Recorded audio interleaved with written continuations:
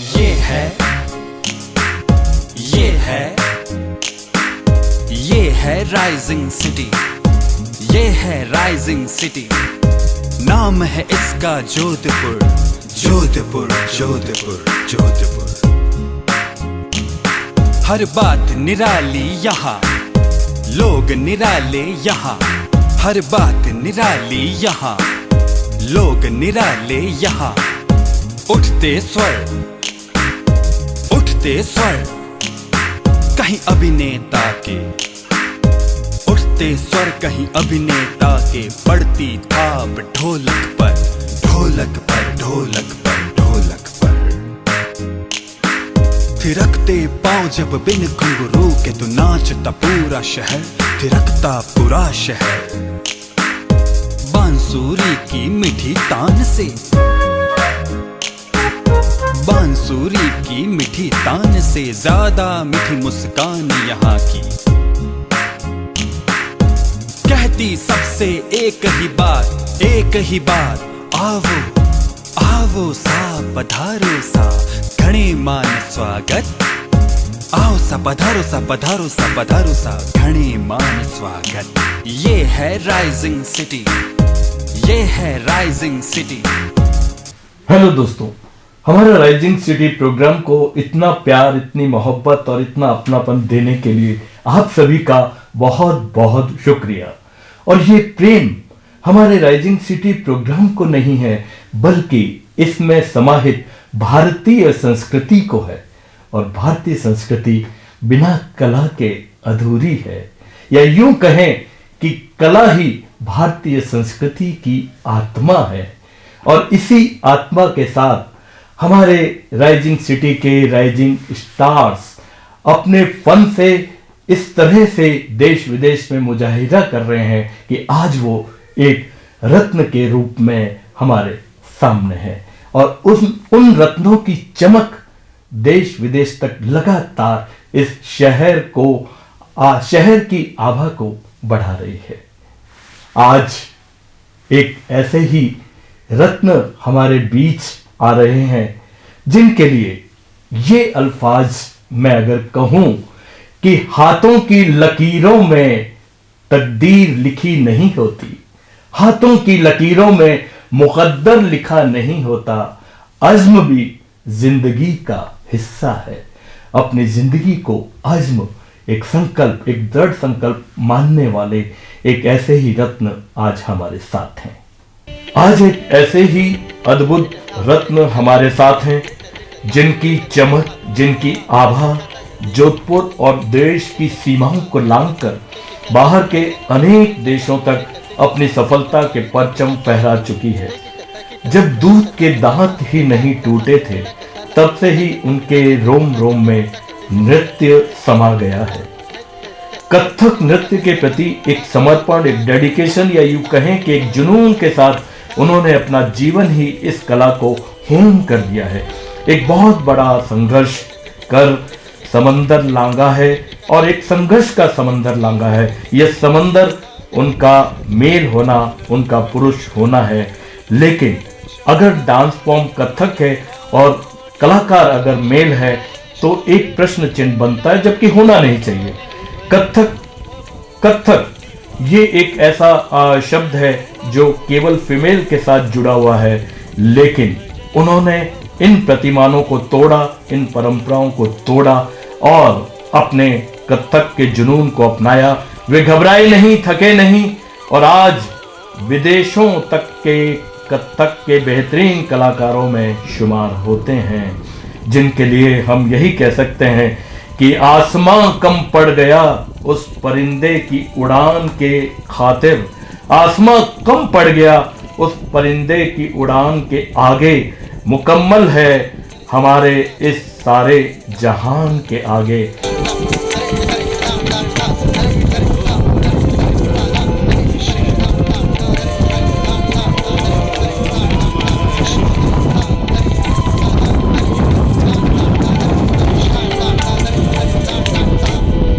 शुभम पाल सिंह जी, आपका बहुत बहुत स्वागत और बहुत खुशी है हमारे इस 24 न्यूज़ चैनल के राइजिंग सिटी प्रोग्राम में। आज राइजिंग स्टार के रूप में आप पधारे हैं। आपका एक तहे दिल से आपका हमारे स्टूडियो में आज राइजिंग सिटी प्रोग्राम में बहुत बहुत स्वागत, अभिनंदन। धन्यवाद।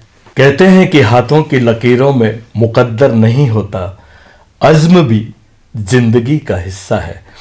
तो आपका अज़्म, आपका दृढ़ संकल्प इस मुकाम तक ले आया। लेकिन इस सफ़र के शुभारंभ में आपने पहले तो नृत्य को अपनाया, जो कि एक लीक से हट के अलग बात थी। उसके बाद उसको कैरियर बनाया और फिर हमारा क्लासिकल कथक जैसी विधा को आपने अपनाया। ये सफ़र कैसे शुरू हुआ? पहले तो बहुत बहुत धन्यवाद आपको। कथक जो कि उत्तर भारत का शास्त्रीय नृत्य है, इसकी शुरुआत का जो श्रेय है ये मेरी स्कूल को जाता है, जो कि विद्याश्रम है। स्कूल में हमेशा से ही शास्त्रीय कलाओं को बहुत महत्व दिया गया। तो जब तीसरी कक्षा में मैंने विद्याश्रम स्कूल में एडमिशन लिया तो वहाँ पर कथक के अलावा और कोई डांस सब्जेक्ट नहीं था। तो ये कहो कि ये मुझे मिला इस तरह से। और जब ये मुझे मिला तो ये मैं नहीं कह सकता मैंने इसे क्यों चुना या इसने मुझे क्यों चुना, लेकिन तब से लेके अब तक हमारा जुड़ाव अभी तक है। लेकिन शुभम जी, मेरा प्रश्न ये है कि आपने बचपन में एक मेल होते हुए, एक मेल जेंडर जो कि डांस की तरफ जिनका रुझान बहुत कम देखा गया है, लेकिन एक मेल को कितनी दिक्कतें आती हैं, कितनी तकलीफ़ें होती हैं। तो सबसे पहले उन तकलीफ़ों के बारे में हम जानना चाहेंगे कि आप मेल होने के कारण अपने घर में, अपने समाज में या अपने परिजनों में क्या क्या तकलीफ़ें आपको देखनी पड़ी डांस फॉर्म अपनाने में। शुरुआत करें जैसे स्कूल से। स्कूल में सभी बच्चे गेम्स पीरियड में जाया करते थे और मेरी जो टीचर थी अनुपमा जी, उनके अंदर कुछ ऐसा देखा मैंने। वो जब नाचती थी तो ऐसे लगता था कि बस यही चाहिए। अच्छा। उनकी आंखों में जो चमक दिखती थी बस यही चाहिए। तो तब से मेरा रुझान उस तरफ शुरू हुआ। और तकलीफों की बात करें तो स्कूल में क्योंकि सारे बच्चे गेम्स में जाया करते थे, डांस में किसी का इंटरेस्ट तो था नहीं। और रही बात लड़के का, तो टीजिंग हुआ करता था स्कूल में कि अरे ये तो डांस करता है और वो भी कथक करता है। क्योंकि एक हमारे पास एक इंस्ट्रूमेंट होता है घुंघरू, जो हम पैरों में पहनते हैं। तो वो घुंघरू एक इंस्ट्रूमेंट है, लेकिन सबको लगता है वो एक ऑर्नामेंट है, जबकि ऐसा नहीं है। वो टीजिंग के बारे में जानना चाहेंगे। अच्छा। वो जो टीजिंग होता है वो क्या टीजिंग था और आपको कैसा महसूस होता था उस वक्त? छोटे बचपन में बच्चे बड़े जैसे आपस में शरारती करते थे। तो ये नचनिया शब्द या फिर अरे नाचता है ऐसे करके ये कुछ टीजिंग हुआ करते थे। बच्चे छेड़ते थे चलते चलते निकलते। लेकिन मुझे हमेशा से पता था कि मैं जो कर रहा हूँ वो एकदम ठीक है, वो एकदम सही है। हाँ। ये तो हुआ स्कूल की बात और अपने आसपास के जो परिवेश में मित्रों की बात है। लेकिन फैमिली भी तो ऑब्जेक्शन करती है, परिजन भी ऑब्जेक्शन करते हैं, रिश्तेदार भी करते हैं। वो जो टीजिंग था वो क्या एक दर्द रहा आपके मन में?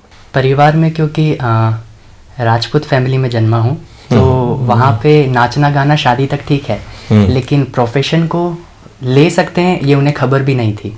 और रही बात कथक की तो वो लोग बिल्कुल वाकिफ नहीं थे कि कथक नाम का कोई शब्द भी है।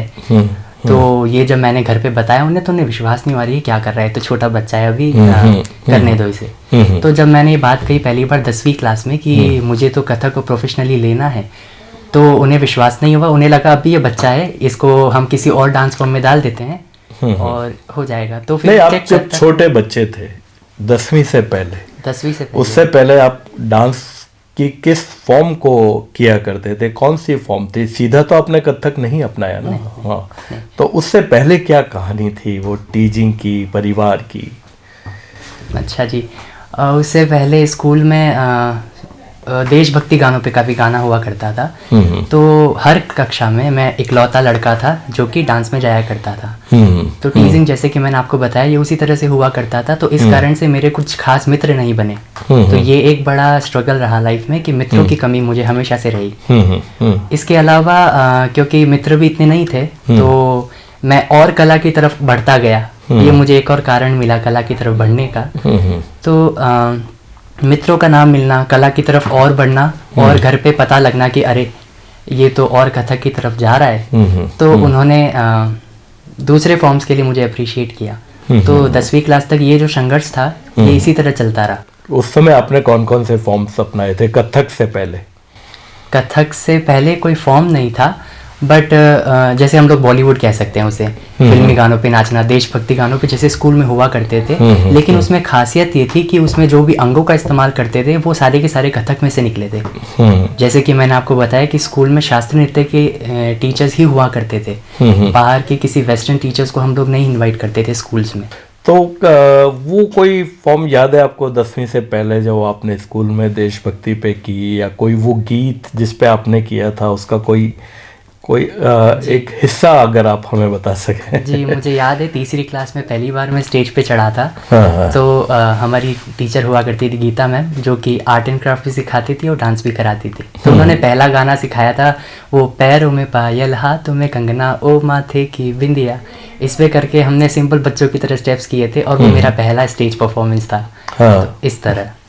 शुभम जी, कथक का सफर वैसे गंभीर रूप से कि आपको लगा कि अब मुझे कथक ही करना है, और कब से आपने अपनाया, और कथक फॉर्म के प्रति ही आपकी रुचि क्यों पैदा हुई, और कथक को ही आपने क्यों अपनाया?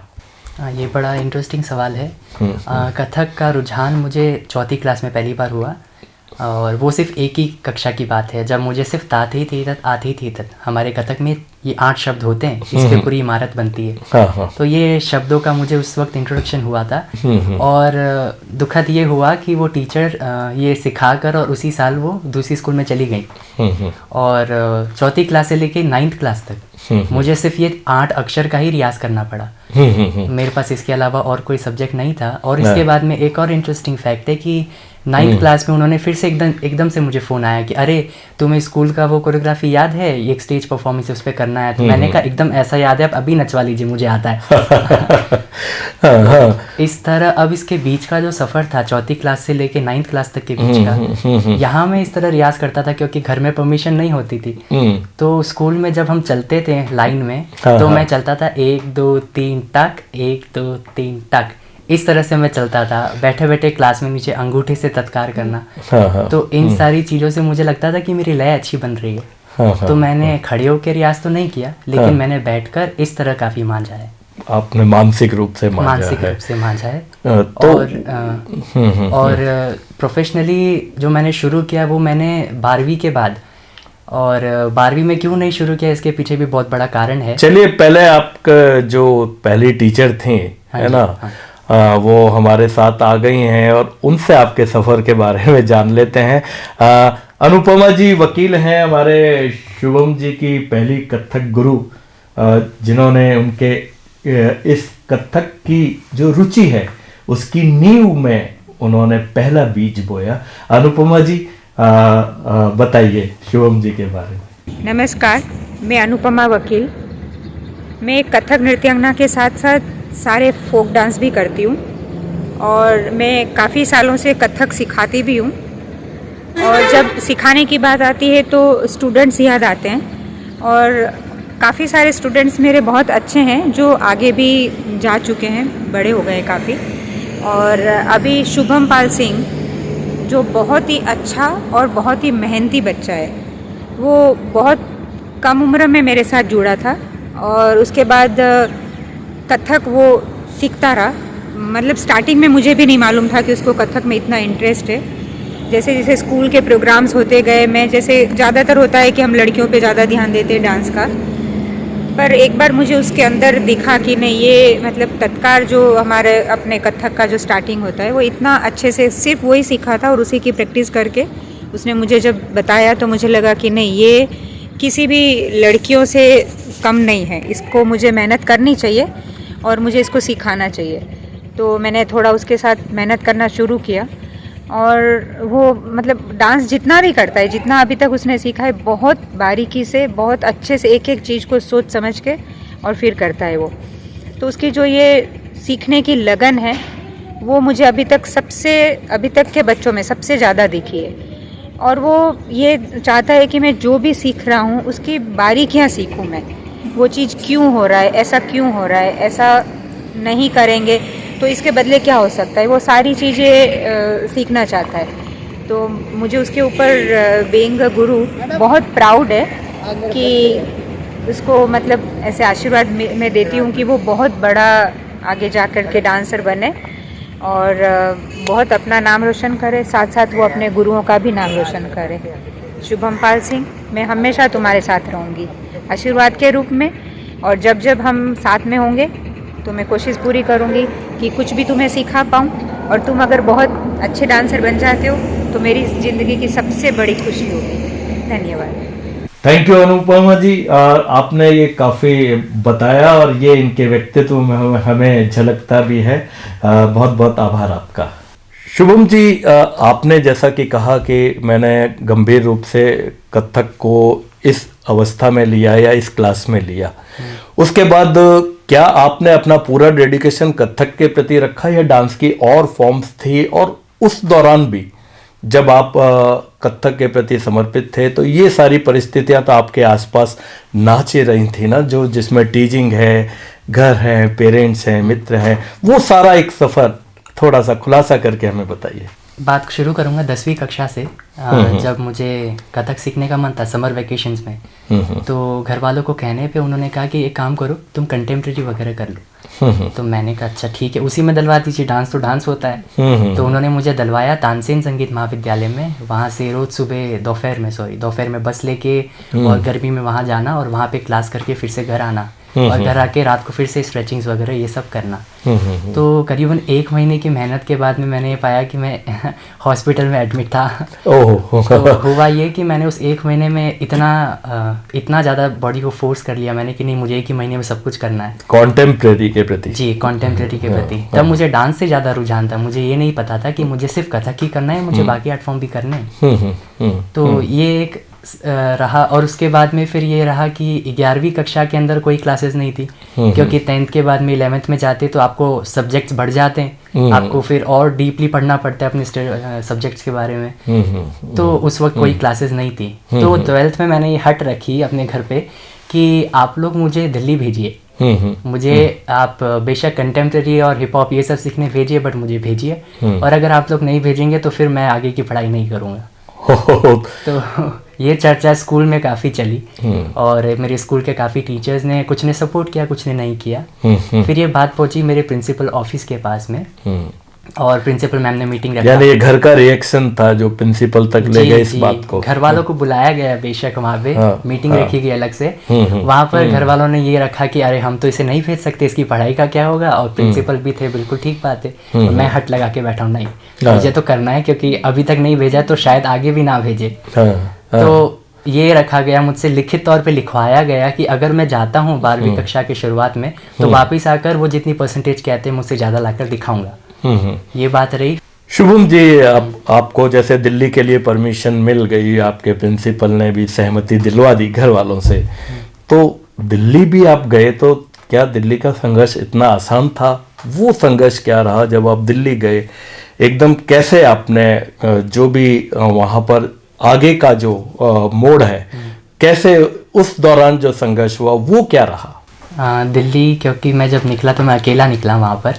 तो मैं कभी भी किसी भी शहर में अकेला कभी नहीं निकला था, लेकिन उस वक्त इतना जुनून था डांस को लेके, तो मैं निकल पड़ा दिल्ली में। वहाँ पर एक भैया थे, रवि भैया करके, और वो कंटेम्प्रेरी हिप हॉप वगैरह सब बहुत अच्छा करते थे। तो उनके साथ मुझे रहने का मौका मिला, उनसे मैंने हेल्प मांगी। और कंटेम्प्रेरी हिप हॉप के वक्त मुझे इतना संघर्ष शायद नहीं मिला, लेकिन कथक के लिए संघर्ष ज़्यादा मिला। वो कथक में आपका कैसे प्रवेश कैसे हुआ वहाँ पर? ये हुआ कि जब मैं वापस आया कंटेम्प्रेरी करके, तब 12वीं के बाद में मैंने बैग उठा लिया घर से कि अब तो मुझे वापस जाना है और मुझे कथक करना है। उन्होंने मना कर दिया। तो मैंने कहा घर से बाहर तो निकलना ही है मुझे। तो मैंने कहा कि मैं पेंटिंग करता हूँ, चलो आप मुझे पेंटिंग में भेजिए। तो वो लोग नहीं माने।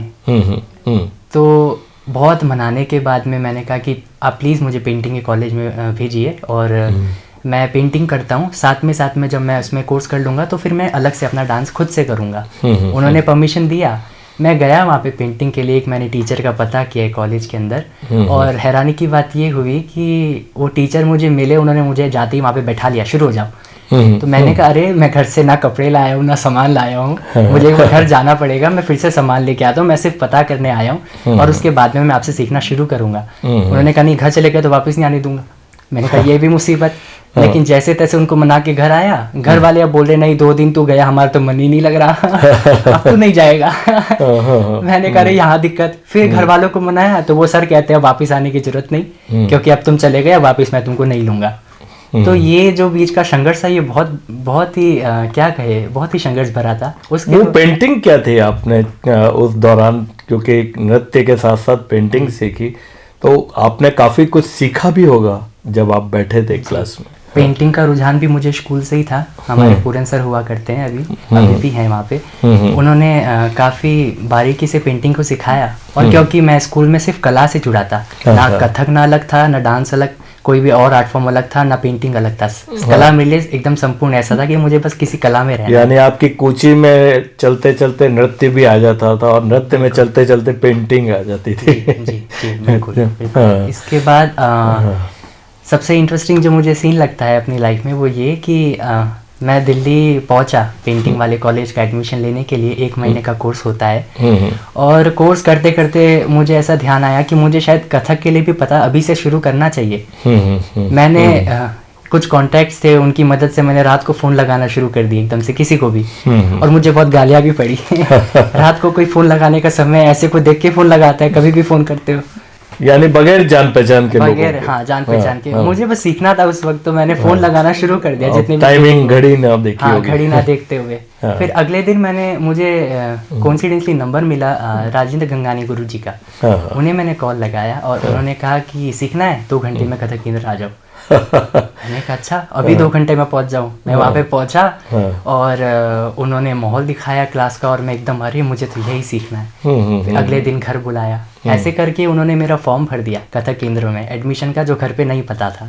चलिए शुभम जी, हमारे साथ आपके एक फ्रेंड हैं और आपके पुराने टीचर हैं अलका कल्ला मैम और मुस्कान। अलका कल्ला जी, शुभम जी हमारे साथ हैं और क्या कहना चाहेंगे शुभम जी के बारे में? नमस्कार। शुभम के बारे में आज मुझे कुछ कहने का मौका मिला है। तो मैं करीब इसको 10 साल से जानती हूँ। कथक के प्रति ये बहुत समर्पित है और मुझे ऐसा लगता है कि ये पैदा ही कथक करने के लिए हुआ है। इसके पैर कभी घुंघरू के बगैर चलते ही नहीं, ये मैं इसको देख रही हूँ। और आजकल तो मैं इसे देखती हूँ कि इसका पूरा समर्पित हो चुका है ये कथक के प्रति, और ये बहुत अच्छी बात है और मुझे बड़ी खुशी मिलती है ये सब देखकर। इसका फुल डेडिकेशन, डिवोशन, डिसिप्लिन और हार्ड वर्किंग, इसका मेन जो चीज़ इंसान को तरक्की करने के लिए चाहिए होती है वो इसके अंदर मैं देखती हूँ आजकल है। इसलिए मेरी शुभकामनाएं इसके साथ हमेशा है। और मैं जरूर ये कहना चाहूँगी, टूटने लगे हौसले तो ये याद रखना, बिना मेहनत के तख्तो ताज नहीं मिला करते। ढूंढ लेते हैं अंधेरों में अपनी मंजिल, क्योंकि जुगनू कभी अंधेरों के मोहताज नहीं होते। ठीक है, बहुत बहुत शुभकामनाएं। हाँ, thank you Alka Kalla ma'am, आपने शुभम जी के संघर्ष के बारे में इतना बताया और शुभम जी अब बहुत बढ़िया काम कर रहे हैं, हमारे साथ हैं। और अलका कल्ला मैम के बारे में ये बताना चाहूँगा कि जैसे कथक को इंट्रोड्यूस अनुपमा जी करके गई मुझे, उसके बाद में इन्होंने भरतनाट्यम का एक रंग डाला और साथ में संगीत के सुरों के बारे में इन्होंने ज्ञान दिया। तो उन्होंने जो ज्ञान दिया वो उस वक्त मुझे काम नहीं आया, लेकिन जब मैं बाहर गया तो मुझे वो बहुत काम आया। उसके लिए बहुत बहुत थैंक यू। नमस्ते, मैं मुस्कान भाटिया। मैं शुभम के साथ स्कूल टाइम से साथ में हूँ। हम दोनों का स्ट्रीम ऑलमोस्ट सेम था, डांस और फाइन आर्ट्स। मैं फाइन आर्ट्स में बहुत ज़्यादा फोकस दी, बट वो डांस मतलब मैं कह नहीं सकती वो फोकस नहीं था, वो बिल्कुल बहुत ज़्यादा डेडिकेटेड था। एक तरह से मैंने उसे देखा है, जिस तरह वो डांस करता था वो उसकी तरह मेडिटेशन था। मतलब उस टाइम में हमारे लिए गेम्स पीरियड कितना इंपॉर्टेंट होता है, बट वो उस गेम्स पीरियड में वो ऑलवेज ही वांट्स डांस। और उसके बाद इवन 11th-12th में वो दिल्ली गया फर्दर बेसिस सीखने। उसके अगेंस्ट बहुत सारे टीचर्स, उसके इनफैक्ट पेरेंट्स उसके अगेंस्ट थे, बट स्टिल उसने फाइट किया, उसने सीखा। 12th के बाद उसने खूब मेहनत की। मतलब ये सब मेरा कहना बहुत छोटा सा है, उसने बहुत ज़्यादा मेहनत की है, क्या स्ट्रगल किया है।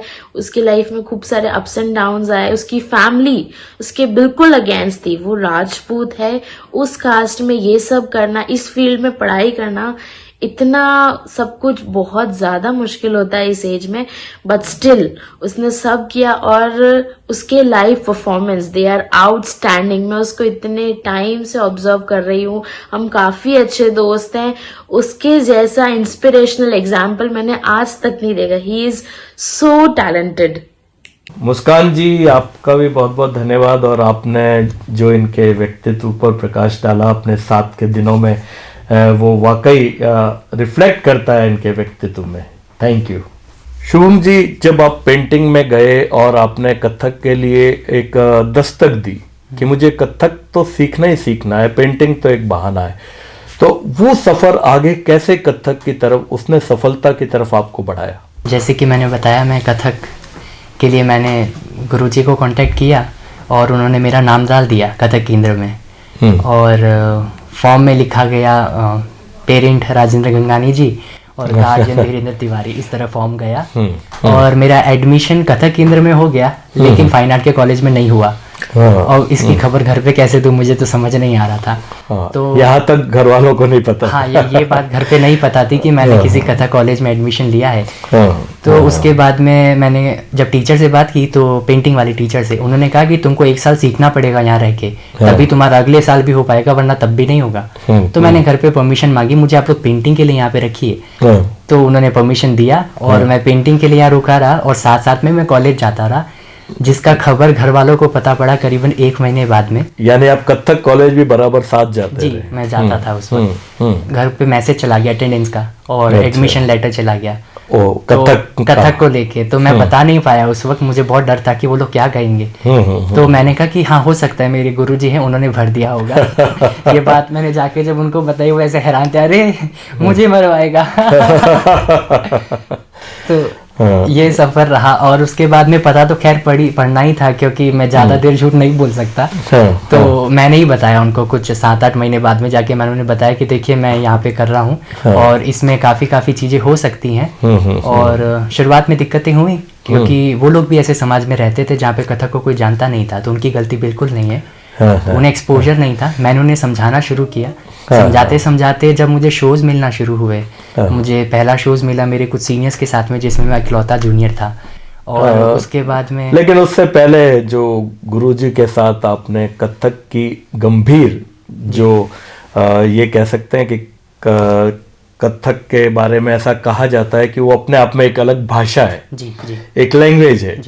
जैसे शब्द से वाक्य बनते हैं और फिर वाक्य से अलग अलग कहानियां बनती है, तो कथक भी इसी तरह की एक लैंग्वेज है। तो कथक क्या है और कैसे गुरुजी ने आपको इस कथक के लिए संवारा, उसको मैच्योरिटी प्रदान करी कथक फॉर्म को? कथक मुझे हमेशा से ऐसा लगता है कि ये बहुत अपना सा है मेरे लिए, बहुत अपना सा। क्योंकि हालांकि शब्द मुझे अब मिले इसे समझाने को, लेकिन पहले मैं नहीं समझ पाता था। मैंने पहले हमेशा से सिर्फ इस पे काम करना शुरू किया। जो टीचर ने बताया वो मैंने करना शुरू किया, जो भी बताया मैंने किया। तो गुरुजी बहुत रिगरस रियाज कराते थे कथक केंद्र में। तो कथक केंद्र का समय कुछ ऐसा चलता था कि सुबह 8 बजे योग कक्षा होती थी, उससे पहले वहां पहुंच जाओ, और अगर रियाज कर सको उससे पहले करके योग कक्षा करके उसके बाद में फिर से घुंघरू बांध लो, उसके बाद में फिर क्लास होती थी। यानी योगा जो है वो कथक को सपोर्ट करता है। योगा वहाँ पर एक ऐसा सब्जेक्ट था जो कथक के साथ साथ चलता था। कथक के साथ साथ चलता। योगा के अलावा आपको वोकल्स भी सिखाया जाता था, आपको पखावज और तबले भी सिखाया जाता था, जिसमें चॉइस होती थी। तो ये वो सारे अपने सीखे रिदम। हाँ, ये सारी क्लासेस होती थी और उसमें मैं गया हूँ। नमस्कार, आप सभी को मेरा स्नेह वंदन। शुभम पाल सिंह राठौर, जैसे नाम में इतना दम, ऐसा ही मुझे ऐसा लगता है आपके जीवन में भी उतना ही दम है। और सिर्फ मुझे आपके लिए इतना ही कहना है बतौर आशीर्वचन कि संघर्ष जब हम सुनते हैं तो कठिनाई महसूस होती है। आपके जीवन में भी संघर्ष है, लेकिन आप यदि इस संघर्ष को स्वीकार कर ले, इस संघर्ष को अपनी इच्छा बना ले, तो यही आपका जीवन में हमेशा सिद्ध होगा ये आपका आनंद है। और संघर्ष ना रहकर ये सच में आनंद बन जाएगा आपके लिए। और इस आनंद से आप जीवन भर आगे बढ़ते रहें, खूब तरक्की करें, खूब आगे बढ़े। धन्यवाद। हाँ। तो ये आपको याद है कि जो आपके गुरु हैं राजेंद्र गंगाणी जी, जी तो पहला सबक क्या था कथक का? वो कुछ आपको पढ़ंत या ऐसे कोई तोड़े याद हो तो? मुझे वो पल याद है जब मैं उनके घर में तीसरी मंजिल पे खड़ा था और तत्कार कर रहा था धीमा धीमा। तो उन्होंने आके सिंपल सादा तत तत तत तत दिग्दा दिग दिग थे ये बोल सिखाया था और तत तत थे के हज तक मुझे बताए थे। बहुत बहुत बेसिक से शुरू किया था क्योंकि जोधपुर में रहकर जोधपुर में इतना कथक को लेके एक्सपोजर नहीं है, तो यहाँ पर प्योर कथक के बारे में तालीम मिलना बहुत मुश्किल है। तो वहाँ पर उन्होंने जब बताया तो मुझे लगा अरे ये तो पूरा अलग है, ऐसे भी होता है। तो उस तरह रहा। तो कथक की ये जो आपने सबक सीखते रहे राजेंद्र जी गंगाणी के साथ, जो कि आज एक अंतर्राष्ट्रीय ख्याति प्राप्त कथक के बहुत बड़ी मायनाज हस्ती हैं, तो वो सफर आगे कैसे बढ़ा और उसको कैसे आपने अपने आप को मांझा गुरु जी के साथ? अच्छा, केंद्र में कथक केंद्र में मैंने सीखा दिल्ली में। वहाँ पे गुरुजी सुबह आ जाया करते थे 8 बजे, कभी कभी 9 बजे। तो वहाँ पर सुबह जाके योगा करके, योगा करने से पहले मंदिर लगाना उनके साथ, फिर वो टहलते हैं घूमते हैं तो उनको देख के नोट करना वो क्या क्या करते हैं। तो दिनचर्या लगभग उन्हीं के साथ गुजरती थी। शाम को 8 बजे छोड़ने के बाद में भी हम लोग मंडी हाउस में इकट्ठा हो जाया करते थे और वहाँ पर कुछ ना कुछ बातों को लेके बातचीत किया करते थे। तो करीबन कोरोना होने से पहले तक करीबन 2-2.5 साल का जो सफ़र था ये ऐसे ही चला। दिनचर्या में उनके साथ पूरा दिन लगभग उन्हीं के साथ बीतता था। इस दौरान आपके परिवार वाले नॉर्मल हो गए या कथक के प्रति उन्होंने आपको मान्यता दे दी कि आप आराम से सीख सकते हैं? जी, यहाँ पर धीरे धीरे क्योंकि देखिए हूँ तो मैं उनका लड़का, तो वो बेशक मुझसे बहुत प्यार करते हैं। तो उन्होंने जैसे जैसे मुझे समझा और मुझे शोज मिलना शुरू हुए तो उन्हें लगा कि हाँ इसमें कुछ कुछ बातें हैं जो हमको नहीं पता, तो उन्होंने उसको जानने की पूरी कोशिश की और उन्होंने मुझे फिर पूरा सपोर्ट दिया। आपने शोज की चर्चा की, वो पहला शो क्या था और वो कैसे मिला और उसमें आपको क्या अनुभव हुए? पहला कथक शो इंडिपेंडेंट का मतलब मेरे लिए होगा कि एकल प्रस्तुति। ये एकल प्रस्तुति पहली जो मुझे मिली थी, ये मेरे एक सीनियर है दीपक भैया। तो उन्होंने परंपरा नाम से बैठक निकाली थी गुड़गांव में। तो वहाँ पर उन्होंने मुझे एकदम से ऐसे ही मुझे फ़ोन आया, उन्होंने कहा कि तुम अगर दे सकते हो, तो मैंने कहा जी बिल्कुल। तो वो पहला मेरा शो था जिसमें कोई रिहर्सल नहीं थी मेरी, मुझे अभी भी याद है, कोई रिहर्सल नहीं थी। सीधा वहाँ पहुँचा, म्यूजिशियंस की पहली बार शक्ल देखी और उसके बाद में समय ही नहीं था, हम एकदम से स्टेज पे शुरू हो गए। तो वो बैठक के रूप में मेरा पहला एकल नृत्य था। मतलब उस फॉर्म का नाम ही बैठक था? कथक का जो पहला शो था उसका नाम क्या था और कहाँ पे हुआ वो?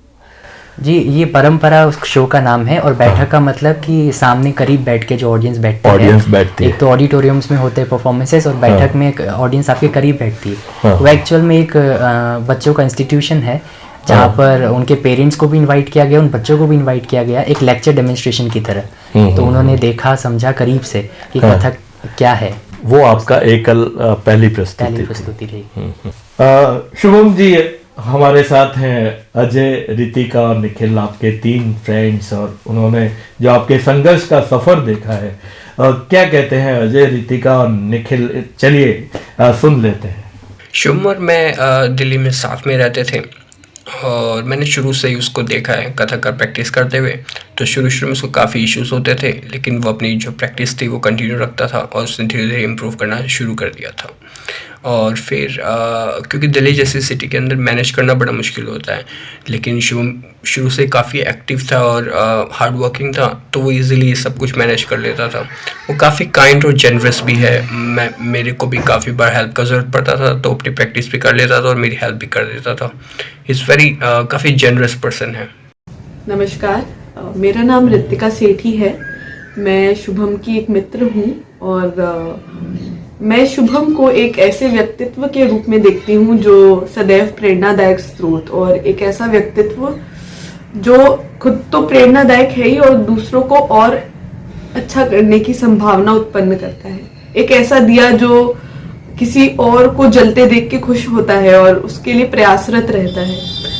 तो एक ऐसा मित्र जो सच्चा है और अपनी साधना के रास्ते पर तो वो निकल चुका है, तो मंजिल आनी तो निश्चित ही है। अंत में मैं कहना चाहूंगी सभी जो भी श्रोतागण हैं और शुभम को भी कि आज मुश्किल है, कल बेहतर होगा। बस उम्मीद मत छोड़ना, भविष्य जरूर बेहतरीन होगा। धन्यवाद। नमस्कार, मेरा नाम निखिल परिहार है और आज मैं मेरे बहुत अच्छे मित्र की बात कर रहा हूँ जिसका नाम शुभम है। सबसे पहले तो उसके लिए एक बात बोलना चाहूंगा कि शुभम एक बहुत अच्छा इंसान है और एक अच्छी सोच रखता है। वो मुझे आज भी याद है जब हम कथक केंद्र में साथ हुआ करते थे, फर्स्ट ईयर सेकेंड ईयर में जब, तो मैं सुबह जब केंद्र जाता था तो वो मुझे हमेशा घुंघरू पहन के रियाज करता हुआ ही नजर आता था। तो मुझे ये बात उसकी काफ़ी पसंद थी और तब भी वो अपने काम को लेके काफ़ी ईमानदार था और आज भी वो अपने काम को लेके काफ़ी ईमानदार है। तो मैं ईश्वर से यही प्रार्थना करता हूँ कि वो जो कुछ भी करे अच्छे से करे और ऐसे ही नाचता रहे और खूब काम करता रहे। नमस्कार। थैंक्स अजय, रितिका और निखिल, आप तीनों का। और आप जैसे साथियों के कारण ही आज ये जो निखर के 7 समुद्र पार देशों तक पहुंचे हैं। तो आप जैसे साथियों का सफर इसमें रहा है, इसलिए आपका बहुत बहुत आभार। शुभम जी, ये पहला आपकी एकल प्रस्तुति रही और ये सफर आगे कैसे बढ़ा और किस तरह से आप मैच्योरिटी की तरफ और लगातार आप कथक के शोज की तरफ बढ़े, वो क्या ऐसी घटनाएं रहीं?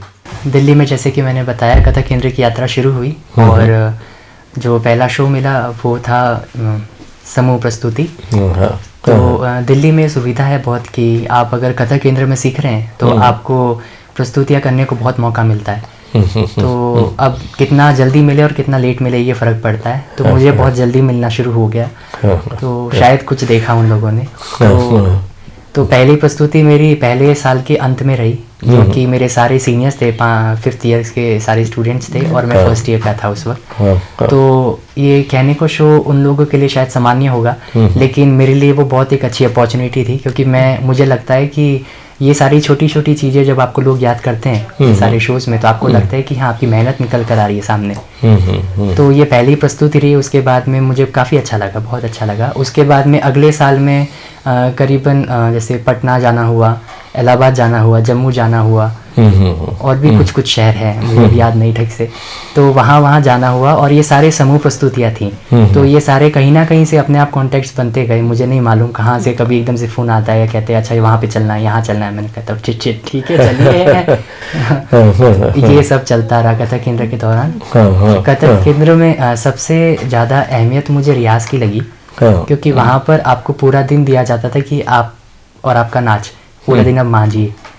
तो ये जो सुविधा है इसका मैंने भरपूर लाभ उठाया है। शुभम जी, आपके कथक के सफर के बारे में अभी हम और बात करेंगे, लेकिन एक प्रश्न जो अक्सर बनता है कि कथक एक परंपरागत है या उसमें अधिकतर जो देखा गया है प्रस्तुतियां उसमें पौराणिकता या हमारे कृष्ण, शिव और राम के आसपास की कथाएं उसमें समाहित होती हैं।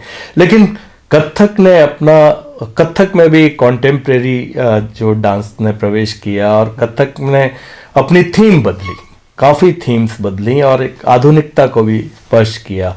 क्या इस सफ़र में आपको भी ऐसा अनुभव हुआ?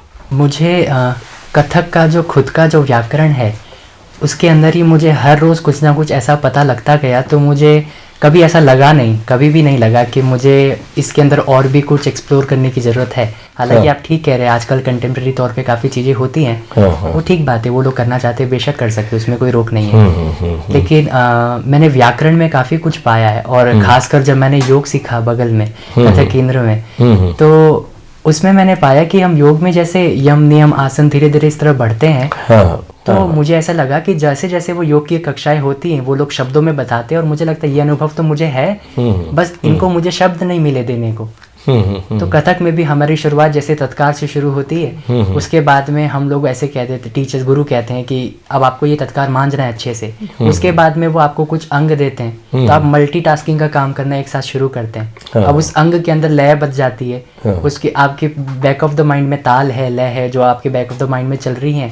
तो ये इतना मल्टीटास्किंग का काम था कि मुझे समय नहीं मिला कि कभी किसी और तरह से इसको देखूं। थोड़ा सा आप हमें बताएंगे, जैसे तत्कार से आपने अंग में प्रवेश किया और मल्टीटास्किंग जैसा कि आप बता रहे हैं, तो उसका एक स्वरूप हमारे दर्शक थोड़ा देखना चाहेंगे कि क्या उसमें। अच्छा, देखिए कथक में ऐसा होता है, हम लोग शुरुआत करते हैं 8 शब्दों से, ता थे तत् आ थे तत्। अब ये 8 शब्दों को हम एक मोती की माला में बांध देते हैं, जिसे हम लोग ताल कहते हैं, जो कि 16 मात्रा की तरह चलती है। ऐसे 1 2 3 4 5 6 7 8 9 10 11 12 13 14 15 16 1, ये इस तरह दोहराती रहती है। अब इन 8 शब्दों को आप इस 16 मात्राओं में इस तरह बांधते हैं कि कभी ये बराबर चलती है, कभी ये दुगनी तेजी में चलती है, कभी ये चौगुन में चलती है, कभी अठगुन में चलती है। तो इसमें आपका दिमाग इतना लगता है, आपका फोकस इतना बढ़ जाता है। उसके बाद में सोच लीजिए कि आपका कान में ताल चल रही है और आप पैरों से तत्कार कर रहे हैं उन 8 शब्दों को, और आप अपने हाथ से एक दूसरा अंग ले आए। अब आपके दिमाग में 3 चीजें एक साथ चल रही हैं, तो दिमाग एक साथ 3 काम कर रहा है। तो ये बहुत बड़ी उपलब्धि लगती है मुझे। और तो मैंने हमेशा से इसी तरह इसके अंदर और चीजें जोड़ी हैं। जैसे अंग है तो अंग के साथ में मैंने चक्कर भी जोड़ दिया, तो 3 से 4 आपने सेल्फ जोड़ा उसमें। जी, ये मैं हमेशा तो से उसकी एक झलक बताएंगे, अंग के साथ जो चक्र आपने जोड़ा वो क्या है, उसकी एक झलक हम जानना चाहेंगे। जैसे लय चलता है धा दिन दिन दिन धा टिक धा दिन दिन दिन धा धा टिक धा धा धा तिन टिक तिन तिन धा टिक धा दिन दिन दिन धा टिक धा दिन दिन धा धा दिन दिन धा तिन तिन ता ता दिन दिन धा। तो इस तरह से नगमा अपनी तेजी में चल रहा है, लेकिन हम उसमें अलग अलग लय को बांध रहे हैं। तो यही काम पैरों से भी होता है, अंगों से भी होता है, हर तरह से होता है। आपने नगमा का जिक्र किया, तो आजकल कोई सूफी फॉर्म्स भी कथक में आने लगी है और बहुत अच्छे अच्छे फनकार इसको कर रहे हैं। तो कुछ आपने भी सूफी पे काम किया?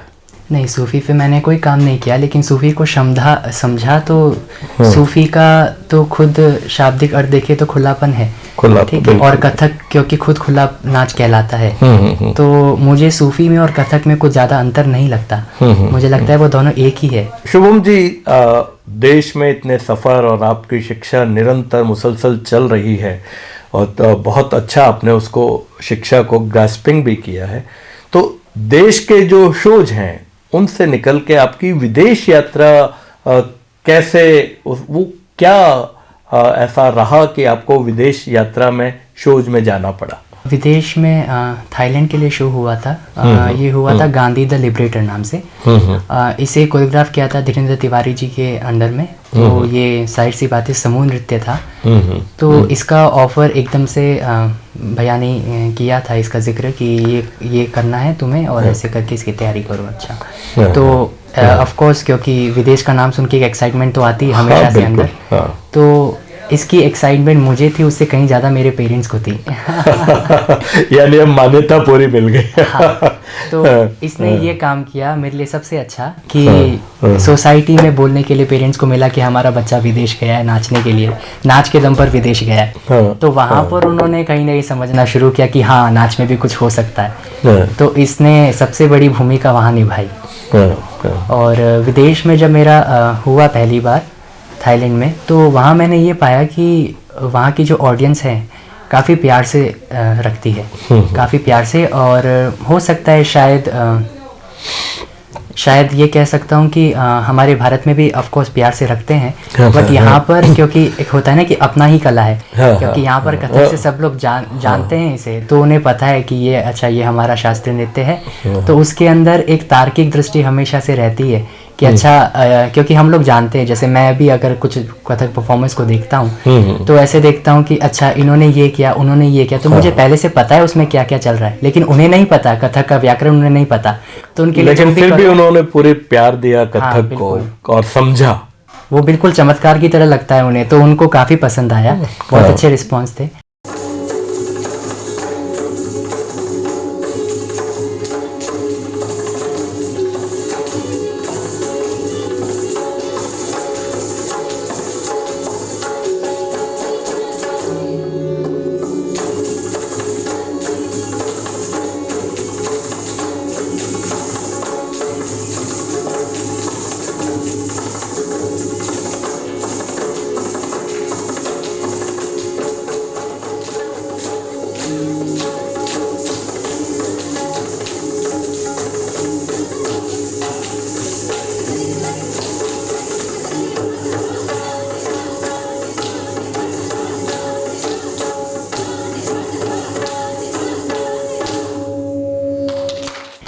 मुझे साथ साथ पर्सनली हमेशा ये भी लगता है कि अपने ही देश में अपना नाम कमाना बहुत मुश्किल है अगर आप कंपेयर करें बाहर जाके नाम कमाने से। शुभम जी, कथक और योग आपने साथ साथ किया और बहुत सारे ताल वाद्यों को भी आपने अपनाया क्योंकि वो कथक के एक अनिवार्य अंग थे और उनको भी आपने रुचि से सीखा। तो ये सब मिला के आपने क्या बारीकियां कथक में पाई हैं?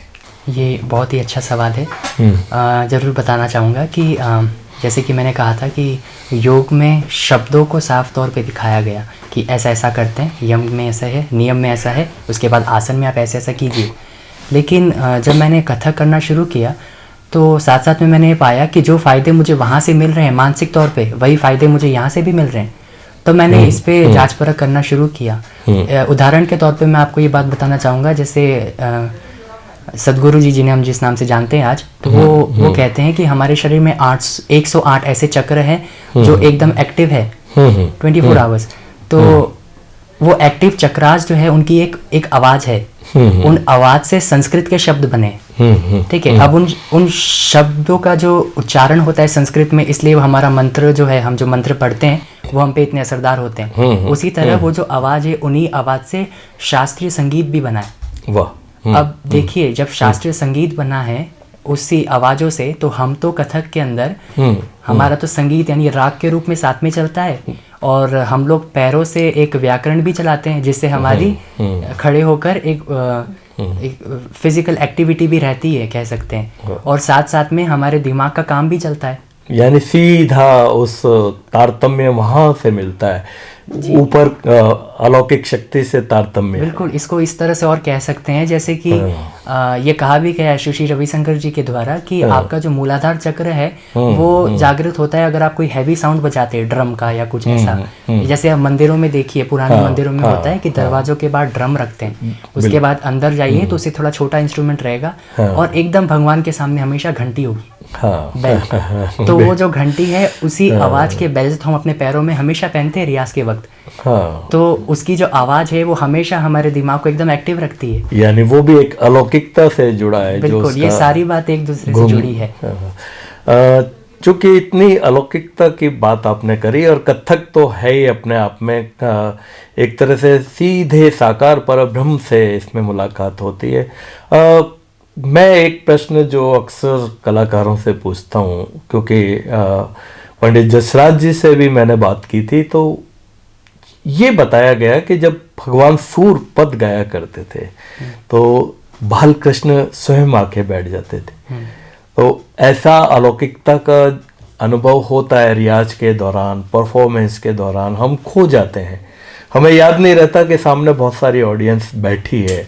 इस तरह की अलौकिक अनुभव होते हैं। आपको कोई ऐसा अलौकिक अनुभव अब तक हुआ है कहीं? जी बिल्कुल, ऐसा एक अनुभव शेयर जरूर करूंगा। लेकिन ये परफॉर्मेंस का नहीं है क्योंकि परफॉर्मेंस पे तो अभी मैं आया हूँ नया। लेकिन रियाज क्योंकि हम रोज करते हैं तो अलौकिक में मुझे लगता है जो शून्यता का भाव है, जो कहते हैं कि आप एक समय पे आके शून्य हो जाते हैं, तो रियाज में भी अक्सर ऐसा होता है कि हम लोग शुरू करते हैं और हमको पता ही नहीं होता, अरे 1.5 घंटा गुजर गया, 2 घंटा निकल गया, 3 घंटे निकल गया, पता ही नहीं पड़ा। और मेरे साथ तो अक्सर ऐसा होता है कि मैं जब नाचना शुरू करता हूँ सिर्फ एक ही लय को बरकरार रखते हुए, और उसके बाद में ऐसा होता है कि मैं एकदम खो जाता हूँ, कहीं मुझे नहीं पता, कहीं खो जाता हूँ, और उसके बाद में मुझे एकदम से ध्यान आता है, अरे, और फिर मैं देखता हूँ कि मैं क्या कर रहा हूँ और मैं कुछ और कर रहा हूँ। मतलब मेरा दिमाग चल रहा था, मेरा दिमाग मुझे गाइड कर रहा है शरीर को कि ये करना है, इसके बाद ये करना है, इसके बाद ये करना है। मैं दिमाग में कुछ और सोचने लगा और वो चल रहा है। तो यहाँ से मुझे अंदाजा हुआ कि क्योंकि मैंने इसके व्याकरण में मल्टीटास्किंग का काम करना शुरू किया, तो अब आप जब एक ही रियाज में अगर मैं सिर्फ पैर कर रहा हूँ तो मेरा दिमाग उस वक्त एकदम बेहतरीन तरीके से चलेगा। मुझे सबसे अच्छे ख्याल तब आते हैं जब मैं रियाज कर रहा होता हूँ। तो मेरे लिए सबसे अच्छा वो है कि आप एकदम कॉन्शियस है, तो वो मेरे लिए अलौकिक है। शुभम जी, आपके राजेंद्र जी इतने जो विदेशों तक माने जाने और आपका उनका इतना अंतरंग साथ रहा है, उनके अलावा और कौन कौन से गुरुजन आपके साथ रहे और क्या अनुभव रहा है? जोधपुर में अनुपमा जी से मैंने डिसिप्लिन सीखा, चीज़ों को करने का तरीका, उनके प्रति कैसा आपको जागरूकता रखनी है, और राजेंद्र गुरु जी के अंडर मैंने रियाज सीखा, मेहनत कैसे करते हैं। सच्ची मेहनत किसे कहते हैं वो मैंने उनके अंदर सीखा। और प्रेरणा गुरु जी के अंदर मैं अभी जुड़ा हूँ, मुझे जुड़े हुए करीबन 1 साल ही हुआ है। बट मैंने उनके अंदर, उन्होंने सबसे पहले तो मुझे पढ़ना लिखना शुरू करवाया कि बिना पढ़े लिखे तो काम नहीं चलेगा। जी, उन्होंने ये शुरू करवाया और उन्होंने कहा कि अपनी बात को रखना आना चाहिए। उन्होंने इन चीज़ों अभिव्यक्ति को उन्होंने बल दिया। और उनके नाच में जो मैं अभिनय का सौंदर्य देखता हूँ वो मुझे बहुत छूता है। तो मैं अभी भी कोशिश पूरी करता हूँ कि हमेशा उनसे कुछ ना कुछ सीखता रहूँ। तो तीनों में मुझे ये कथक का इतना लंबा सफर, इतना अनुभव, और आप लगातार उस सफर की तरफ आगे बढ़ रहे हैं अभी। तो हमारे वो जो यूथ जो अब कथक में आना चाहते हैं, आपके संघर्ष को मद्देनजर उनके लिए आप क्या कहना चाहेंगे कि इस फील्ड में अगर जो प्रवेश करना चाहते हैं, खास तौर पर मेल यूथ जो कथक में प्रवेश करना चाहते हैं, उनके लिए आपका क्या मैसेज है, क्या संदेश है? यूथ के लिए मैं ये कहना चाहूँगा, और यूथ से पहले उनके पेरेंट्स को मैं ये कहना चाहूँगा कि अगर आपके बच्चे को किसी भी कला में रुचि है तो प्लीज़ उस कला के बारे में पहले थोड़ा सा जानिए। क्योंकि आप जैसे बाकी सब्जेक्ट्स में अपने बच्चों को स्कूल्स में भेजते हैं, वैसे ही अगर आप कला में बच्चों को भेजेंगे तो फ़ायदा अदर सब्जेक्ट्स में ही होगा। तो ये बहुत सोचने वाली बात है कि आप जब कला सीखते हैं तो आप अपना माइंड और डेवलप करते हैं, स्किल्स डेवलप करते हैं। तो आप जब अपना माइंड और डेवलप करेंगे, आप जितने कॉन्शियस रहेंगे उतने आप अपने खुद के सब्जेक्ट्स, अपने काम में हर जगह और ज़्यादा फोकस कर पाएंगे, सपोर्ट कर पाएंगे। और ये ज़रूर कहना चाहूँगा कि बच्चों का रुझान, कई बच्चों का रुझान रहता है कला में, कई बच्चों का नहीं रहता। लेकिन हम जब स्कूल भेजते हैं बच्चों को तो उनसे ये पूछ के नहीं भेजते कि आपका सब्जेक्ट की तरफ रुझान है या नहीं है। उन्हें हम दाखिला करते हैं क्योंकि हमें पता है उनके लिए बेहतर क्या है। तो बिल्कुल कला को उसी तरह समझ के आप उन्हें बस भेजिए, उनका रुझान किस कला में ये पूछ के भेजिए, लेकिन किसी ना किसी कला की तरफ भेजिए। और मेरी गुरु अक्सर कहा करती है, तो वो एक मैसेज मैं हमेशा देना चाहूँगा कि आप लोग सोच के देखिए, आपके आसपास कोई भी कला नहीं है, आपके पास कोई लिटरेचर नहीं है, आपके पास कोई गाना नहीं है, बजाना नहीं है, बॉलीवुड नहीं है, तो ज़रा सोच के देखिए दुनिया कैसी होगी। तो ये सवाल खड़ा करना चाहूँगा। वाकई शुभम जी, आपका ये बहुत ही लाजवाब था कि अगर हमारे आसपास संगीत नहीं है, कविता नहीं है, नृत्य नहीं है, या कुछ भी ऐसी विधा नहीं है, और फिर इस दुनिया की कल्पना की जाए तो कितनी रुखी होगी। जैसा कि मैंने कहा कि पहले, बिना भारतीय संस्कृति में अगर कला नहीं है तो आत्मा नहीं है। तो ये आत्मा की बात है कि हमारे आसपास कला बहुत जरूरी है। तो शुभम पाल सिंह जी राठौड़, जिनका बचपन से एक संघर्ष, जिंदगी की जिजीविषा, अपनी कला को, अपने हुनर को मांझने के लिए जो करना चाहिए, कितनी टीचिंग सही, कितनी यातनाएं सही, और समझ सकते हैं कि वो जो पल होते हैं वो हमेशा आपका पीछा करते हैं, लेकिन अपने हुनर को मांझने के लिए, अपनी मंजिल को पाने के लिए उन्होंने वो रास्ता घबरा के नहीं छोड़ा। और ये खास बात, जैसा कि हमने आगाज में आपका परिचय देते हुए कहा था, कि एक मेल होते हुए और नृत्य की तरफ, और नृत्य को कैरियर बनाना, और उसे लगातार आप कैरियर की तरफ, कैरियर मुखी हो गए हैं और देश और विदेश तक अपना नाम कर रहे हैं, और इस कला को लगातार मांझ रहे हैं अपने गुरुजनों के साथ।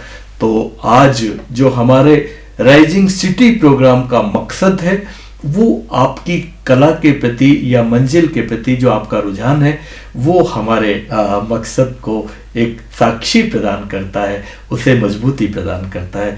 तो शुभम पाल सिंह जी, आपका हम किन अल्फाजों में शुक्रिया अदा करें, और बस हमारे राइजिंग सिटी और 24 न्यूज चैनल की तरफ से मैं आपको यही शुभकामनाएं दूंगा कि आप लगातार आगे बढ़ें, हमारी सिटी का, हमारे शहर का, हमारे राजस्थान का, हमारे हिंदुस्तान का विदेशों तक इसी तरह नाम रोशन करते हैं। बहुत बहुत शुभकामनाएं और आपका बहुत बहुत शुक्रिया। बहुत बहुत धन्यवाद।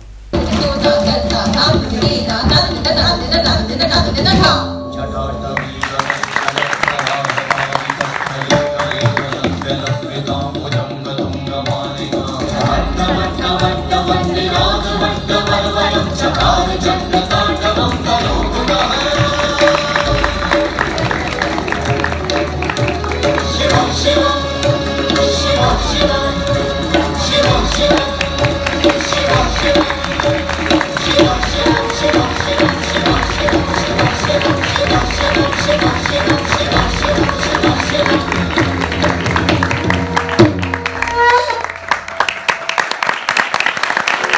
मान स्वागत आओ सा पधारो सा पधारो सा पधारो सा घणे मान स्वागत। ये है राइजिंग सिटी, ये है राइजिंग सिटी।